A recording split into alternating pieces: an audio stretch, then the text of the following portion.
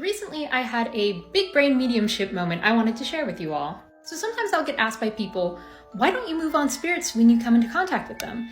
And I try to explain to folks why my personal beliefs and my personal boundaries, I do not move on every single spirit that I come across. And I think I finally found the best way to explain this.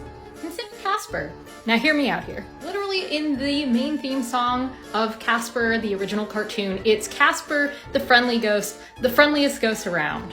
For anyone who watched the original cartoons or the comics, you know that all that Casper ever really wanted was a friend.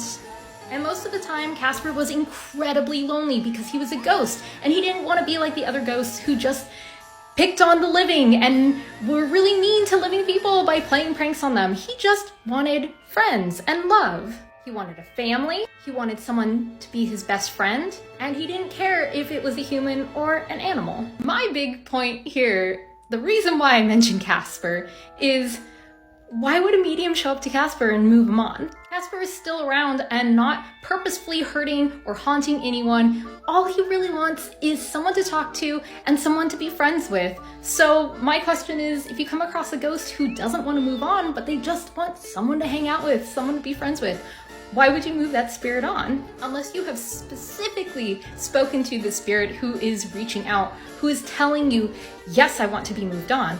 You don't really know. Maybe they're a Casper kind of ghost and they just want to chill and see what's going on in the living world. Maybe have a friend, maybe just watch movies with you. Who knows? You gotta talk to them first though. So it's best not to make assumptions and just forcefully move spirits on when maybe they just want to be a Casper.